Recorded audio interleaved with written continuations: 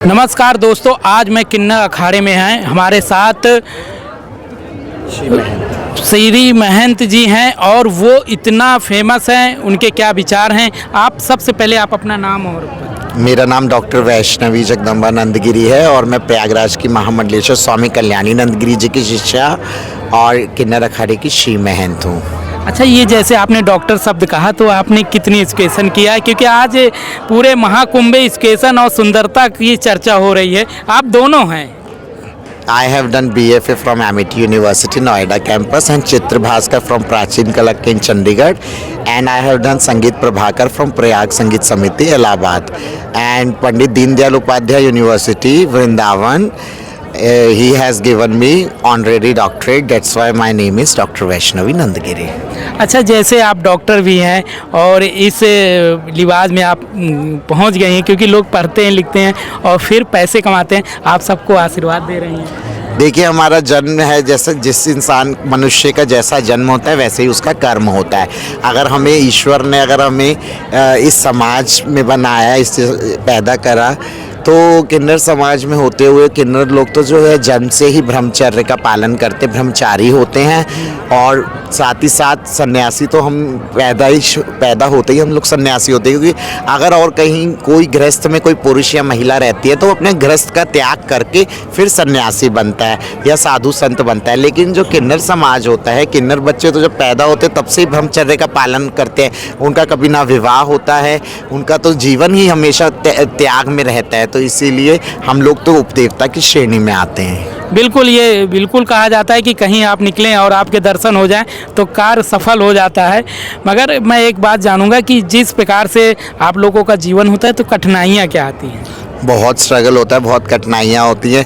वो मनुष्य मतलब कहते हैं कटाक्ष जो होता है, क्रिटिसिज्म जिसे इंग्लिश में कहा जाता है, क्रिटिसाइज तो शुरू से ही हम लोगों ने सहा है, बचपन से लेकर जवानी तक, बुढ़ापे तक। एक ट्रांस को उसकी लाइफ में बहुत स्ट्रगल रहता है हर चीज़ को लेके। तो पर आज हम इस चीज़ की खुशी है कि आज हम भी धर्म की गद्दी पे बैठे हैं। जैसे 13 अखाड़े हैं, उसी अखाड़े के साथ जूना अखाड़े के हम आभारी हैं जिन्होंने किन्नर अखाड़े को गले से लगाया और आज किन्नर अखाड़े का अपना वजूद है। आज हम धर्म की गद्दी पे बैठे हैं और हम भी वो कार्य कर रहे हैं जो एक साधारण समाज में हर मनुष्य करता है। और हम लोगों के अंदर भी बहुत सी प्रतिभाएं हैं, कलाएं हैं जो हम आज समाज के सामने उजागर कर रहे हैं। तो आज वो एक्सेप्टेंस है, आज वो रिस्पेक्ट है।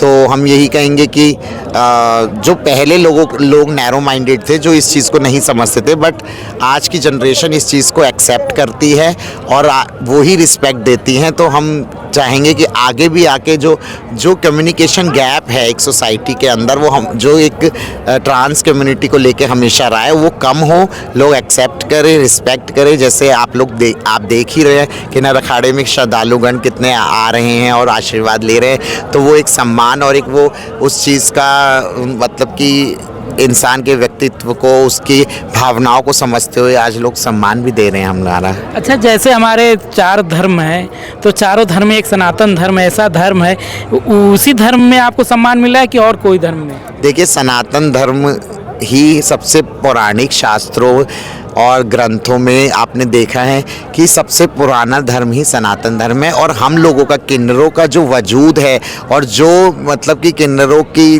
आप हमारे हिंदू धर्म ग्रंथ शास्त्र देख लो, महाभारत, रामायण, चाहे वो शिखंडी का स्वरूप हो, चाहे वो भ्रैंलल्ला का हो, चाहे वो मोहिनी अवतार हो, तो उसमें देखिए किन्नरों का तो हमेशा से अस्तित्व रहा है और है। तो उसी से ही पता लगता है कि सनातन धर्म में ही ये महत्वता बताई गई है कि किन्नर लोग उपदेवता की श्रेणी में आते हैं और किन्नर तो मंगलामुखी होते हैं। जहाँ मांगलिक कार्य होते हैं वहाँ पे किन्नरों की उपस्थिति की मान्यताएं मानी जाती हैं। बिल्कुल सही ये बात है। जैसे जन्म लेते हैं वैसे ही इनका आगमन होने पर पूरा परिवार खुश हो जाता है।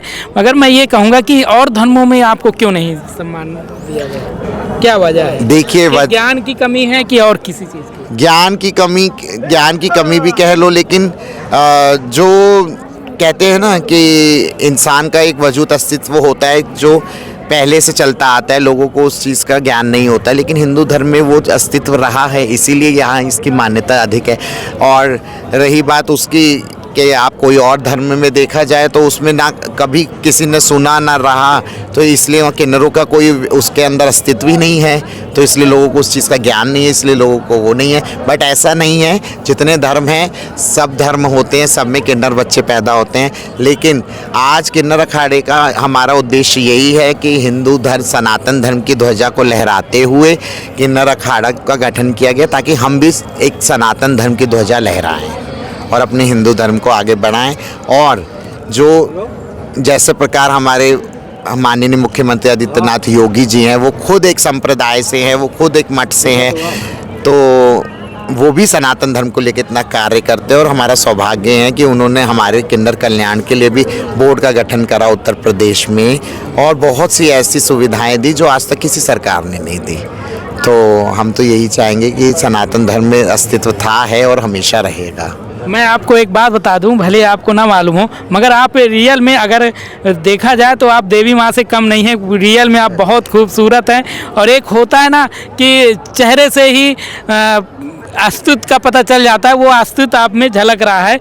आप लास्ट में क्या संदेश देंगे, आपकी जो दिल की बात हो समाज को कहने के लिए, वो कैसे? हम ये, मेरा सबसे जो मेन उद्देश्य और जो एक संदेश है वो यही समाज से है कि देखिए, किन्नर बच्चे भी एक माँ की कोख से ही जन्म लेते हैं। जैसे एक नॉर्मल महिलाएं या पुरुष होती है, जैसे वो बच्चा जन्म लेता है, वैसे हम लोग लेते हैं। तो माँ बाप के यदि अगर घर में कोई किन्नर बच्चा हो तो उसको स्वीकार करते हो, उसका भी पालन पोषण करिए।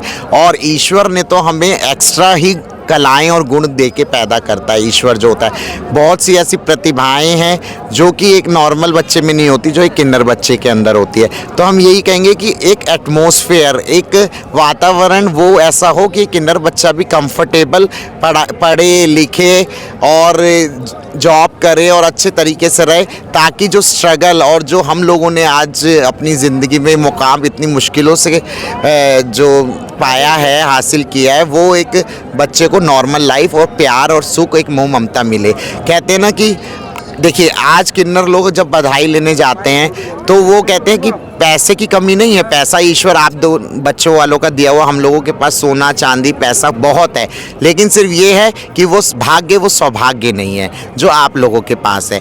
आप एक लोग शादी वाला भी है। हाँ, तो वो है ना कि आप लोगों के परमात्मा, आप जन्म देते हैं बच्चों को, फिर वो अपनी शादी के जोड़े लगते, तो वो आपका भाग्य सौभाग्य, उसी अवसर पे तो हम लोग आते हैं ना। बस एक यही कमी ईश्वर ने हमें छोड़ी है। तो हम यही कहेंगे कि आप वही प्यार, वही सम्मान दीजिए, ताकि किन्नर बच्चे भी आगे बढ़े और उनको अपनी ज़िंदगी में स्ट्रगल ना करना पड़े।